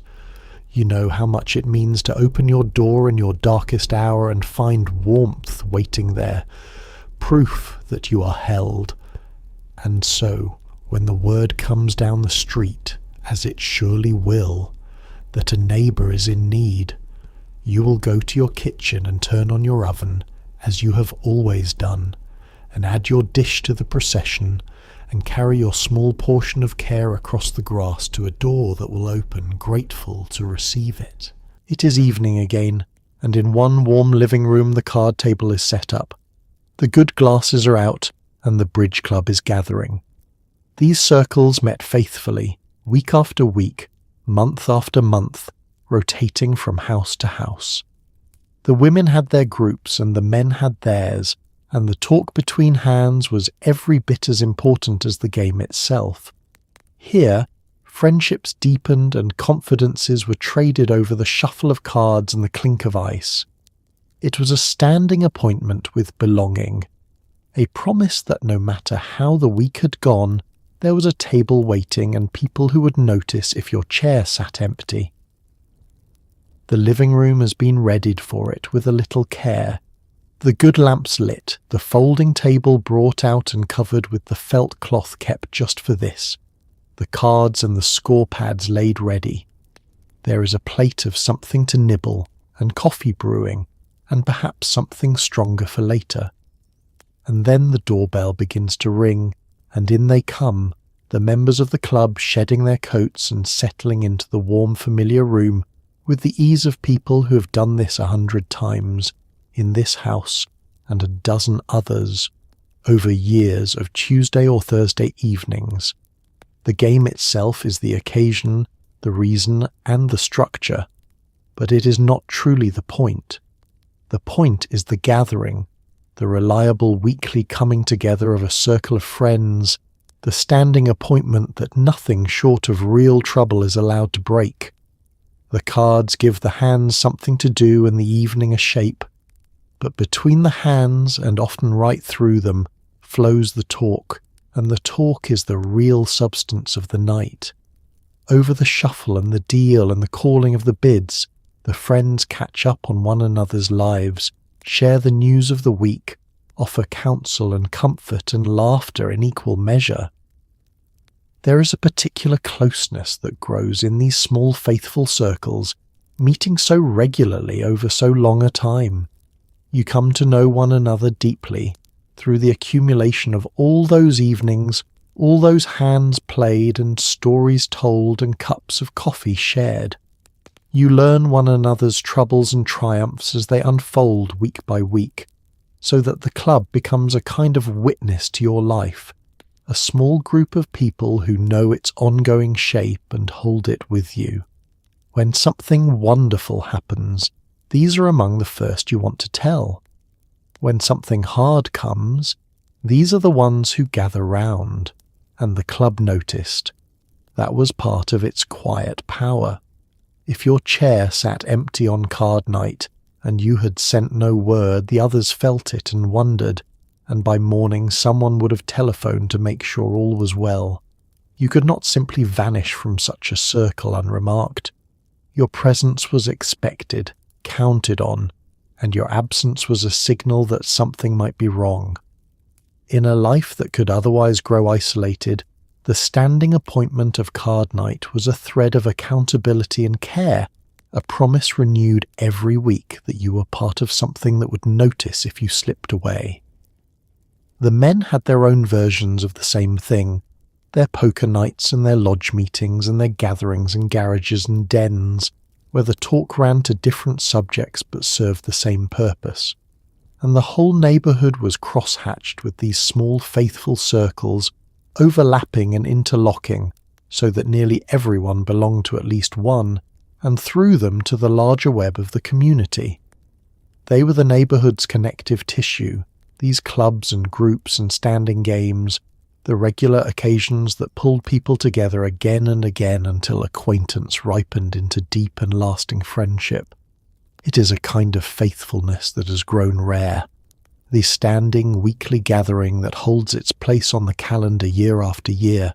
Life has grown busier and more scattered, and it is harder now to find a circle that meets without fail, that expects you and notices your absence, that has been meeting so long its members know the whole shape of one another's lives. People connect in quicker and looser ways now, and there is ease in that, but the deep, slow closeness that grew around a card table over years of Tuesday evenings is not so easily come by. The evening runs on, the hands dealt and played and gathered up, the scores tallied, the coffee refilled. The laughter comes easily and the talk never quite stops. And when at last the cards are put away and the coats are fetched and the members drift out into the night, calling their good nights, it is with the warm certainty of people who will do this all again next week, in another warm living room down the street. The table will be set, the glasses will be out, and the chairs will fill with the same faithful faces, the standing appointment kept once more, the promise renewed that here at least you belong. Monday morning arrives and the whole street seems to move as one. Lines fill with laundry all up and down the block on the same day, and out in their yards the women call to one another over baskets of damp clothes, watching the same clouds, worrying over the same threat of rain. There was a companionship in doing the hard work of the household in full view of your neighbours, all of you bent to the same task at the same hour. You were alone in your own yard and yet part of something shared, a chorus of ordinary labour that tied the days of the week together and tied the neighbours together right along with them. There was an order to the week in those days, a rhythm everyone kept, and Monday belonged to the wash. It was not a rule anyone had written down, but everyone followed it just the same, so that on Monday morning the whole neighbourhood turned as one to the great weekly labour of the laundry. The coppers and the tubs came out, the water was heated, the wringers were set up, and the long hard morning of scrubbing and rinsing and wringing began in kitchen after kitchen, backyard after backyard, all up and down the block at once. And because everyone did it on the same day, wash day was a shared thing, a communal labour performed side by side across the fences. You came out to hang your first load and there was your neighbour already at her line, and the next yard over another woman pinning up her sheets, and the whole block strung with washing, flapping and billowing in the Monday breeze. There was talk over the fences as you worked, the easy companionable talk of people engaged in the same task, comparing notes on stubborn stains and the best way with a collar, sharing the small commiseration of a hard work done in common. The weather was the great shared concern of the day. Everyone watched the same sky, read the same clouds, felt the same rising anxiety when the morning turned grey and threatened rain with the lines all full. And when the rain did come, sudden and unwelcome, the whole street erupted into the same frantic dash, the women running out to snatch the washing from the lines before it was soaked, calling to one another, helping with a neighbour's line if their own was already in. There was a comedy in it, and a camaraderie, the shared scramble against the weather, everyone in the same predicament at the same moment. This is the thing about doing the hard work of life in view of your neighbours, all at the same hour. It turned solitary labour into something companionable. A woman scrubbing wash alone in her kitchen with the door shut would have felt only the drudgery of it. But out in the yard, with the other women at their own lines close by, this same labour became part of something larger, a shared rhythm, a chorus. You were each in your own yard, tending your own family's wash, and yet you were all doing it together, and the togetherness lightened the load in a way that had nothing to do with the weight of the baskets. The rhythm ran right through the week, each day with its task, so that the neighbourhood moved together through its labours as through a familiar dance. Monday the wash, Tuesday the ironing, and on down the week, each household keeping more or less the same schedule, so that you always knew, roughly, what your neighbours were about, and they knew what you were about, and there was comfort in that shared and predictable rhythm. The week had a shape you moved through in company, never quite alone in any of it. That shared rhythm has largely dissolved now, and with it a certain companionship of ordinary labour. The machines do the wash on whatever day suits, behind closed doors, at any hour, alone. There is no wash day anymore, no morning when the whole street turns to the same task at once, and the backyards bloom with washing and the women call across the fences. Each household keeps its own private schedule now, and the great weekly chorus of shared labour has fallen silent. It was hard work, that old way, far harder than the machines, and no one would truly wish it back. But the companionship of it, the sense of moving through the week's labours together in view of one another, that was worth something, and it went quietly when the machines came in. The last of the wash is hung now, the line full and bright and snapping in the wind, and you stand a moment with the empty basket on your hip, catching your breath, looking down the block at all the other lines just like it. Your neighbour waves from her yard, done with hers, and you wave back, and there is a whole understanding in that small gesture, the understanding of two women who have spent the same hard morning at the same task, close by, in company. The sun is climbing and the sky is holding fair, and the washing dances on every line down the street. The neighbourhood's shared labour spread out for all to see, tying the block together on a Monday morning as it has done for as long as anyone can remember. Every street had one. The neighbour whose curtains seemed to twitch at every passing car, who somehow knew before anyone else when something was amiss. It is easy to smile about the busybody now, but there was real tenderness buried in all that watching. She was the one who noticed the unfamiliar man lingering too long, who saw the elderly widow had not brought in her paper, who caught the child wandering too near the road. Her curiosity had a protective heart to it. In a world before alarm systems and locked doors, a pair of attentive eyes at a front window was its own quiet form of care, keeping soft watch over the whole block. She sits by her front window through much of the day, in the chair she's placed there for exactly this purpose, and from that post she keeps her long, patient watch over the street. Some of it is idle curiosity, no doubt, the simple human interest in the comings and goings of the neighbourhood, the small dramas that unfold on the sidewalk and the porches. She's the first to know when a car she does not recognise parks on the block, the first to notice when a neighbour has a visitor, the first to see nearly everything that happens on the street between morning and dark. Nothing much gets past her. It would be easy to make sport of her, and people do, gently, calling her the busybody, remarking with a smile that she never misses a thing. But there is more to her watching than nosiness, and everyone knows it, and everyone is glad of her in the end. For her attentive eyes at the window are a kind of guardianship, a soft and steady watch kept over the whole block, and time and again that watch has proved its worth. It was she who noticed the stranger loitering by the school and sent word that brought a father hurrying out. It was she who saw the little one from down the street toddling toward the road and called out in time.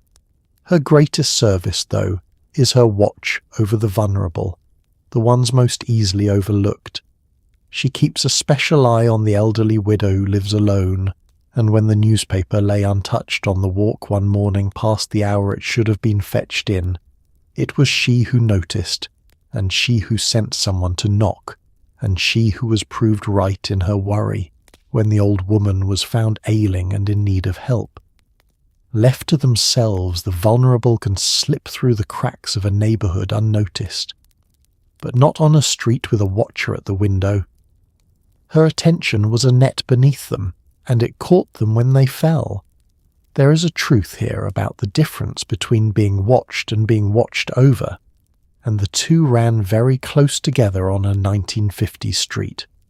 To live in view of an attentive neighbour was to give up a measure of privacy, to know that your movements were noted, your visitors observed, your absences remarked. It could grate, and there were surely those who wished the curtains across the way would stay shut.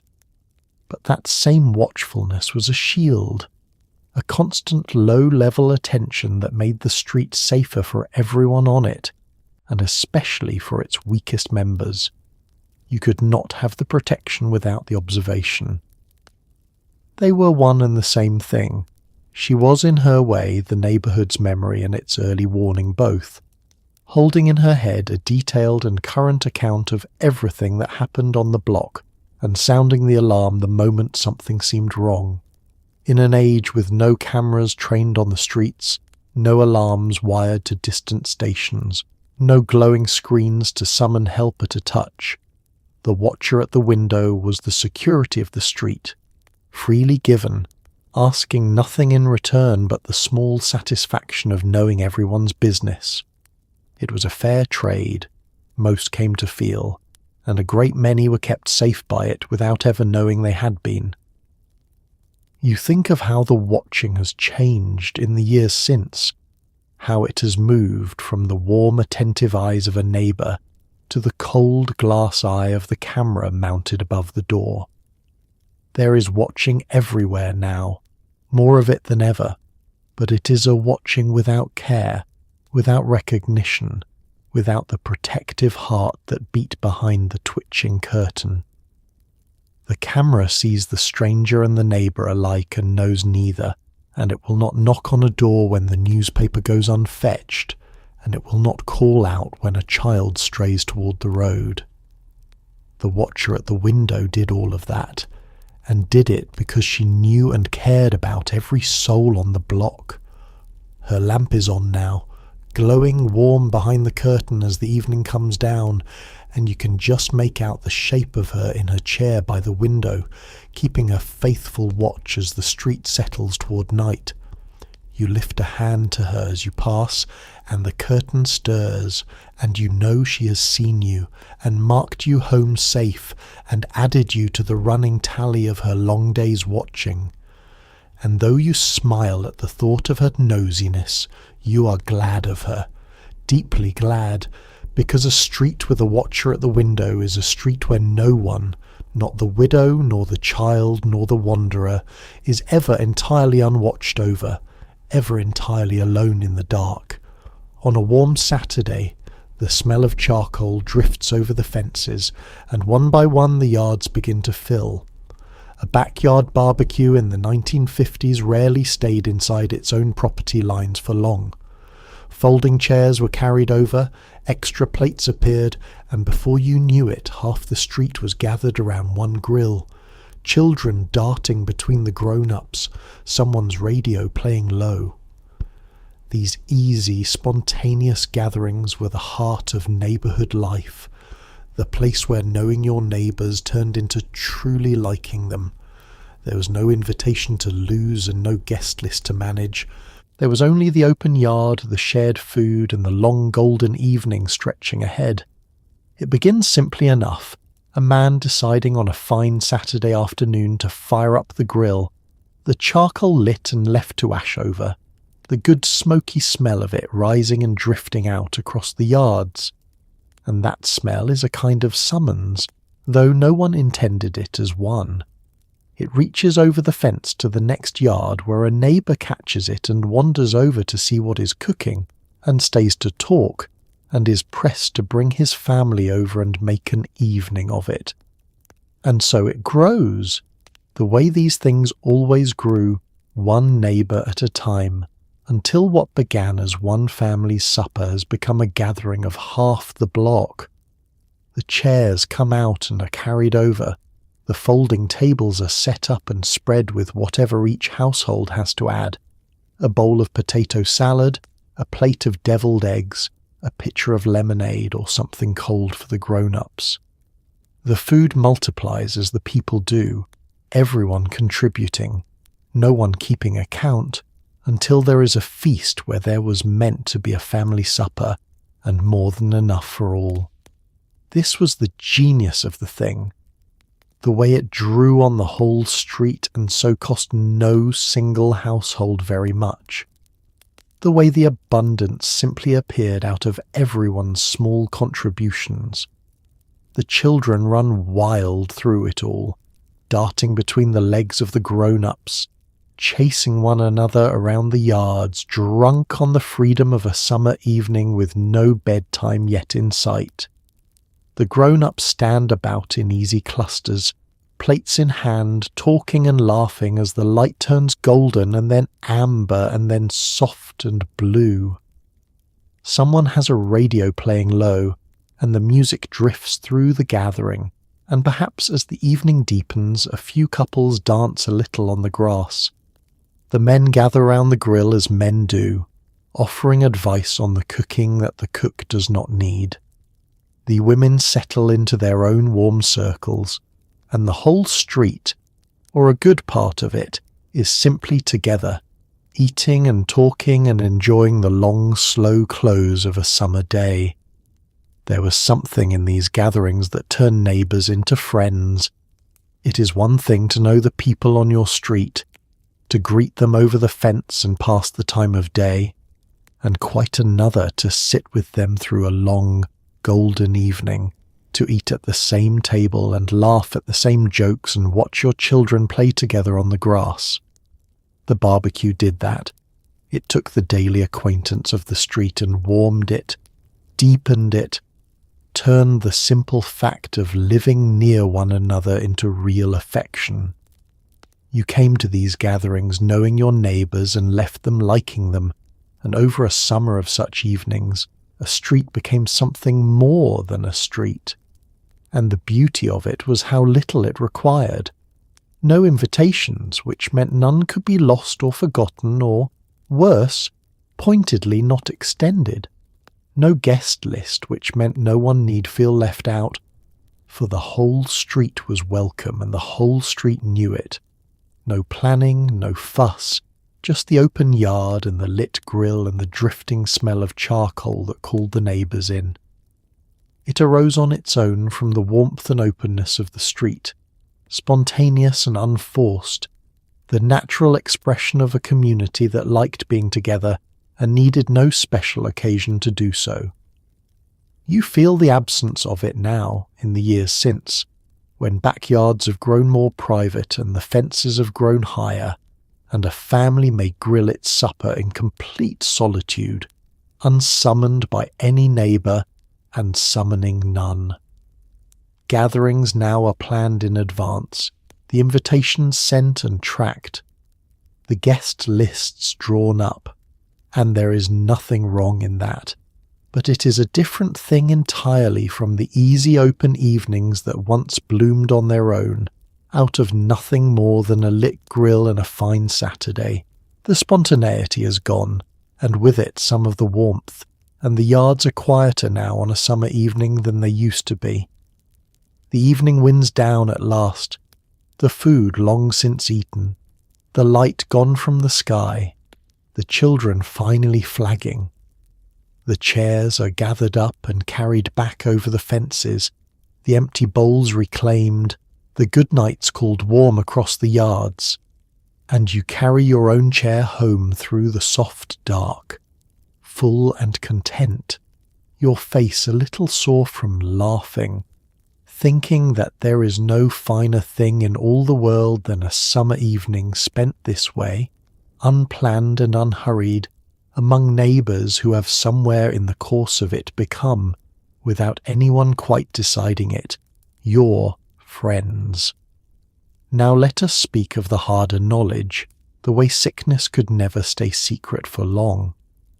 When a fever went through the schoolhouse, every mother on the block knew within a day, and the quarantine signs went up in windows like small solemn flags.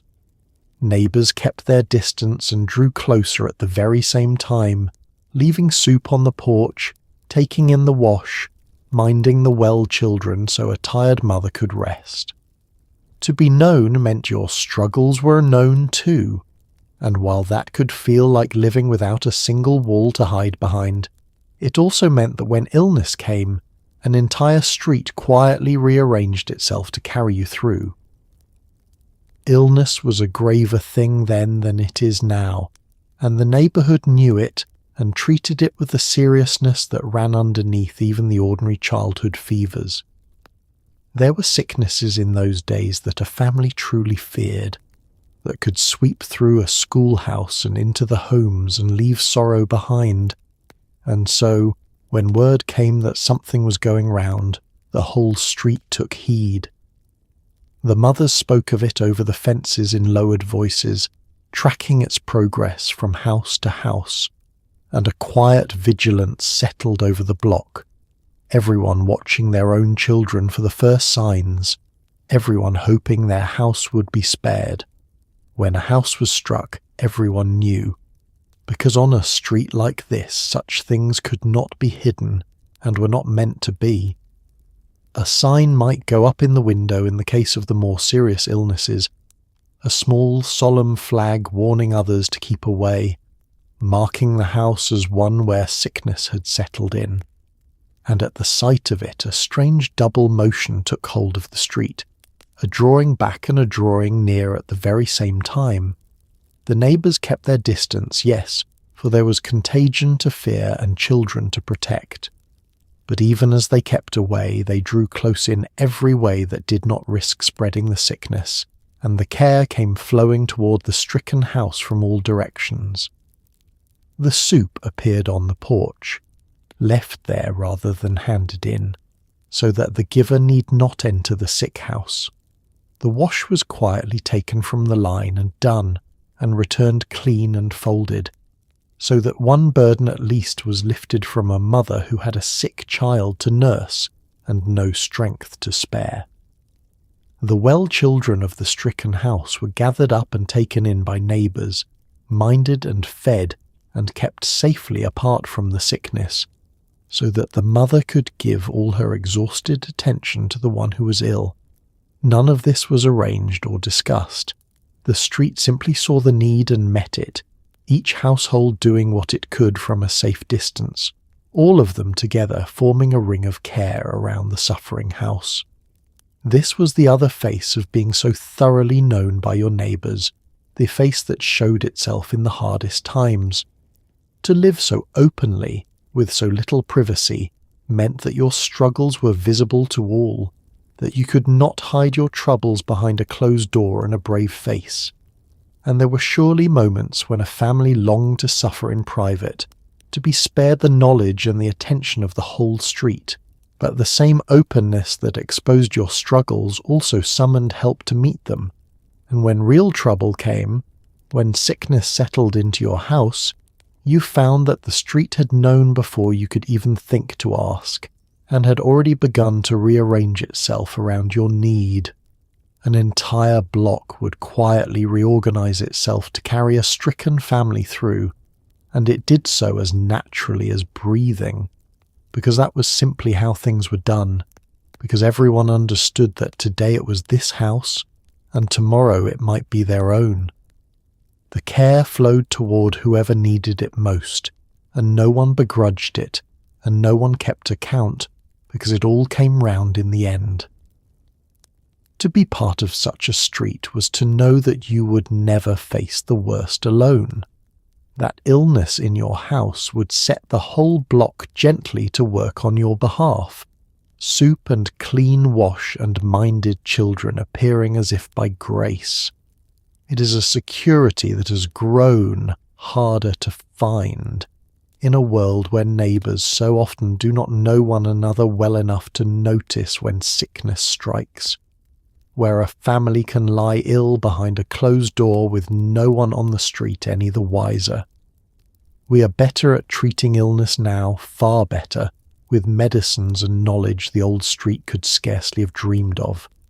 But the communal care that once surrounded a sick house, the instinctive rallying of the whole block, has thinned in many places to almost nothing, and a family may weather an illness now in an isolation the old neighbourhood would have found unthinkable.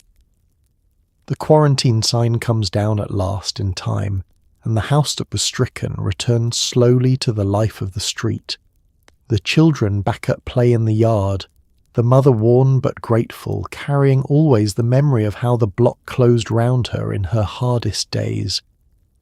And the neighbours, seeing the sign gone and the danger past, breathe their relief and draw near again in the ordinary way, glad to have their neighbours back among them whole. For the street had held them through the worst, as it always did, and would hold the next stricken house the same way, and the one after that, each in its turn, for as long as neighbours knew one another well enough to know when one of their own was suffering. At dawn a bicycle whirs down the street, and papers thump onto porch after porch, and inside those pages the neighbourhood reads about itself. The local paper carried the births and the engagements, the weddings and the obituaries, the small columns that noted who had visited whom and who had travelled where. It was the official record of a community that already knew most of it by word of mouth, but seeing it in print made it real, made it shared, made it permanent, and the newspaper boy himself, peddling the same route each morning, became one more familiar face weaving the block together before most of it had even risen for the day. He comes in the grey light before the street is properly awake, the newspaper boy, pedalling hard down the block with his heavy canvas bag slung across him, folding and flinging the papers with a practised flick so that they land with a soft thump on porch after porch. You hear him some mornings if you're up early, the whir of the bicycle, the rhythmic thump of the papers finding their marks, and then he is gone, on to the next street, having left behind him a folded paper on every step, the day's news delivered to the whole neighbourhood before the sun is well up. The paper he brings is a local thing, close and particular, concerned with the doings of the town and the county, in a way the great city papers never were. And so it is full of names you know, and events you have some part in, the whole life of the community set down in print. Here are the births announced, the new arrivals welcomed into the town by name. Here are the engagements and the weddings, the young couples starting out, their pictures and their plans laid out for all to admire. Here are the obituaries, the lives just ended, remembered and honoured in the paper of record. And here, in the small local columns, are the ordinary comings and goings, who had visitors from out of town, who travelled where, who hosted what. Much of it the neighbourhood already knew, of course, for the word had travelled over the fences and along the party line long before the paper set it down. But there was something in seeing it in print that the spoken word could not supply. It made a thing official, real, permanent, lifted it out of the passing chatter of the street and set it down in black and white for keeping. A wedding was a wedding when the neighbours spoke of it, but it was something more when it appeared in the paper, with the names and the date and the details, a thing you could cut out and keep, a small piece of the community's history preserved. The paper was the neighbourhood's memory made solid, its record of itself, the place where the passing life of the street was caught and held. And it was a shared thing, read by the whole community, so that in reading it you knew you were reading what your neighbours were reading, learning what they were learning, all of you taking in the same account of the town's life at the same morning hour over the same cups of coffee. There was a togetherness in that, a common ground, the shared daily ritual of the local paper spread across 1,000 breakfast tables at once. You could speak to any neighbour of what was in it, and know they had seen it too, and so the paper gave the community not just its news but a common subject, a shared morning's reading that bound the readers together. The boy who brought it became, through his faithful daily rounds, one more familiar thread in the fabric of the street. Year after year he pedalled the same route at the same early hour, and though he came and went before most were stirring, The whole neighborhood knew him, the boy who brought the paper and watched him grow up over the seasons of his route. He collected his subscriptions door to door, and at those doorstep moments a small human warmth passed between him and the households he served. A word, a coin, a bit of encouragement for a boy doing an honest early morning's work. He was young and would not keep the route forever, but while he had it, he was part of the neighborhood's daily life, as reliable as the dawn he rode out in. It has faded now, the whole of it, in ways that would astonish that early morning street. The local paper has thinned, and in many towns has died away altogether, its births and weddings and obituaries scattered now across the endless glowing pages of screens, read alone, unshared, without the common morning ritual that once bound the readers together. And the newspaper boy has vanished nearly entirely, his early rounds no longer needed, his familiar figure gone from the dawn streets. The news comes instantly now, and endlessly, from everywhere at once, and there is more of it than anyone could ever read. But the close and particular record of one's own community, delivered by a familiar boy and read by the whole street over morning coffee, has largely passed out of the world. You bring in your own paper now from the step where it landed at dawn, folded and a little damp with dew, and you spread it on the kitchen table with your coffee, as you have done every morning for years, and you read the town's life in its pages, the births and the weddings and the small doings of your neighbours, much of which you knew already but are glad to see set down. And somewhere down the street the newspaper boy is finishing his round, pedalling home in the strengthening light, having laid the neighbourhood's account of itself on every porch before most of the block has even risen. One more faithful figure weaving the street together in the quiet hour before the day begins. Over on the men's side of things, the garage was its own kind of gathering place, and the ladder, the good drill, the extra length of hose all belonged, in a loose and generous way, to the whole street. A man needed a tool, so he wandered across the driveway to borrow it, and the borrowing turned into half an hour of leaning against the fender, talking of engines and gardens and the ball game. Nothing stayed put for long, and no one minded.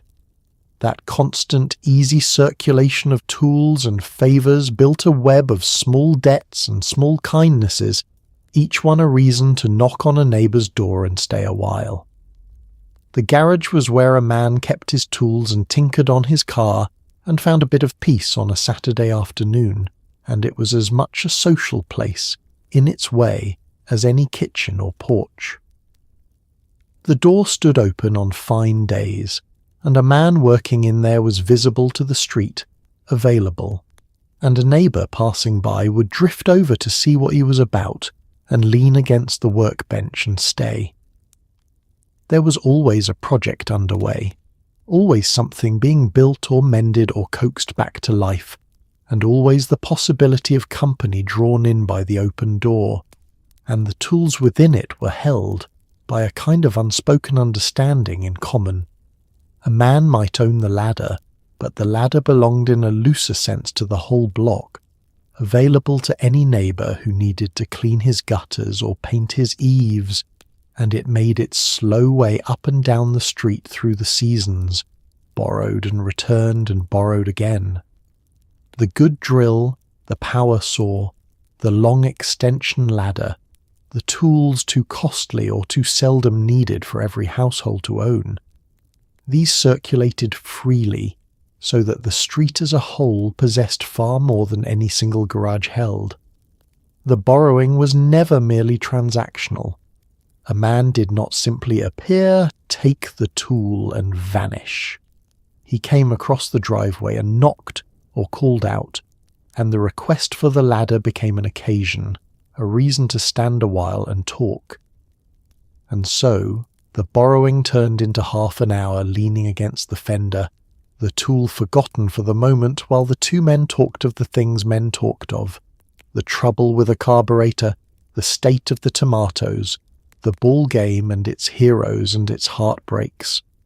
The tool was almost a pretext, an honest reason to seek out a neighbour's company, and both men understood this, and neither would have named it. This constant circulation of tools and favours wove a particular kind of web across the street, a web of small mutual obligations, each one light in itself but binding in the aggregate. You borrowed a man's ladder, and so you owed him a small kindness, and you repaid it by lending him your drill, and he repaid that by helping you move a heavy thing, and on, the small debts and the small kindnesses circulating endlessly, never quite settled, never meant to be. It was the settling that would have ended it. So long as the accounts stayed open, there was always a reason to knock on a neighbour's door, always a thread connecting one garage to the next. There was a helping that went beyond the lending too, for tools were often accompanied by the hands to use them. A man raising a heavy beam, or pouring a bit of concrete, or wrestling a stubborn engine, needed only to mention it over the fence, and a neighbour or two would appear on Saturday to lend their backs, and the job that would have defeated one man was done by 3 in an afternoon, and paid for in nothing but the promise of return help and a cold drink when the work was through. The street raised its garages and mended its fences and fixed its cars in this way, in small companies of neighbours trading labour, no money changing hands, the work made light by the sharing. It is a way of living that has grown scarce, and you feel its passing.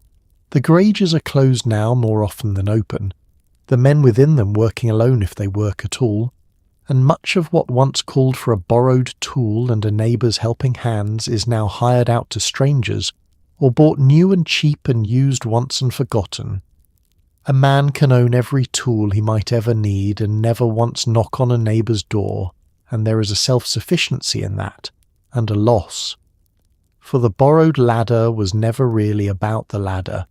It was about the knock, and the leaning against the fender, and the half-hour of talk, and the web of small kindnesses that held the street together. The afternoon is warm and the garage door stands open down the block, and you can see your neighbour in there bent over some project, tools scattered around him. In a while you will wander over, on the pretext of borrowing the good drill you do not really need just yet, and you will lean against his workbench, and the drill will be forgotten while the two of you talk of engines and gardens and the ball game. And when at last you carry the drill home, you will carry with it something the tool itself could never account for, the easy companionship of a neighbour, the small renewed debt that will bring him to your own door before long, the quiet ongoing exchange that keeps the street a street and the neighbours friends. On a fine Sunday afternoon, families polished up their automobiles and set out for a slow drive with no particular destination, and part of the pleasure was simply being seen. You waved at the neighbours on their porches, you slowed to admire someone's new car, you noted with friendly interest who was out and about and who had company visiting. The street was a stage and everyone was gently both audience and player. In an age before we all disappeared behind our own front doors and screens, this ordinary visibility, this being out among one another, was its own quiet way of staying woven into the life of the block. The automobile was still something of a marvel and a pride in those days, and a family's car was cared for and shown off accordingly, washed and polished on a Saturday until it gleamed, ready for the Sunday drive. And the Sunday drive was a ritual in its own right, an afternoon's pleasure that needed no destination and served no errand, undertaken simply for the joy of going, the whole family loaded in, the windows down, the countryside or the town rolling by. You went nowhere in particular and were in no hurry to get there, and the going itself was the whole point. But before the countryside there was the street, and the drive began with a slow passage down your own block, and this was no accident. Part of the pleasure of the Sunday drive, quiet and unspoken but real, was the being seen, the rolling out into the neighbourhood in your polished car in your Sunday best, on display before the neighbours on their porches. You waved as you passed, and they waved back, and there was a small pageantry in it, a gentle showing of oneself to the community, a way of saying, "Here we are, all well, off for our drive without a word being spoken." And you were as much audience as player, for the whole street was out and about on a fine Sunday afternoon, and you watched even as you were watched. You slowed to admire a neighbour's new car gleaming at the curb, and perhaps stopped a moment to hear about it, for a new automobile was an event and its owner glad to speak of it. You noted with friendly interest and no malice at all, who was on their porch and who was out in their yard, whose driveway held an unfamiliar car that meant company visiting, who was themselves setting off on a drive. The street on a Sunday afternoon was a stage on which the whole neighbourhood performed for one another, and delighted in the performance, all of it easy and warm and unforced. This visibility, this being out among one another where all could see, was a quiet thread that held the community together, and it ran through far more than the Sunday drive. It was in the sitting on the porch and the working in the yard and the walking to church and the standing about on the sidewalk. It was the simple fact that people in those days were out where they could be seen, present to one another, part of the visible life of the street, and that presence was itself a kind of belonging. You were woven into the neighbourhood in part simply by being seen in it, by being a familiar figure on the block, out and about among your neighbours. There is a great change here from the way we live now, and it is worth sitting with. For we have, in the years since, retreated. The porches emptied, the yards fell quiet, and the life of the street moved indoors and out of sight, behind front doors and drawn curtains, and, in time, into the glowing screens that now hold so much of our attention. We are less out among one another than we used to be, less visible, less present in the shared space of the neighbourhood. A person can live on a street now for years and rarely be seen upon it, coming and going by car with the garage door rising and falling, glimpsed by no one, woven into nothing.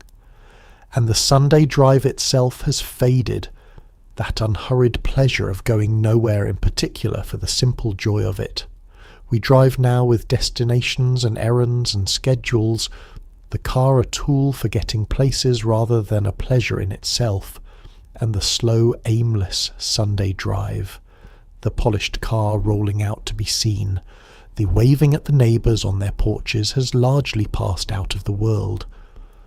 There is a wistfulness in remembering it, the sheer unhurried leisure of it, the way an afternoon could be given over to nothing but going and being seen and taking in the life of the street. The car is polished and the family is loaded in, and the windows are down, and you pull slowly away from the curb into the golden Sunday afternoon. Down the block you go, waving to the neighbours on their porches, slowing to admire a gleaming new car at a curb, taking in the whole visible, pleasant life of the street as you pass through it. And then out beyond the neighbourhood, into the wider afternoon, going nowhere in particular and in no hurry to arrive, the whole family together and content, part of the visible life of the block even as you leave it behind, woven into the neighbourhood by nothing more, this fine Sunday afternoon, than the simple act of rolling out to be seen. And so our long, gentle day on the street comes quietly to its close.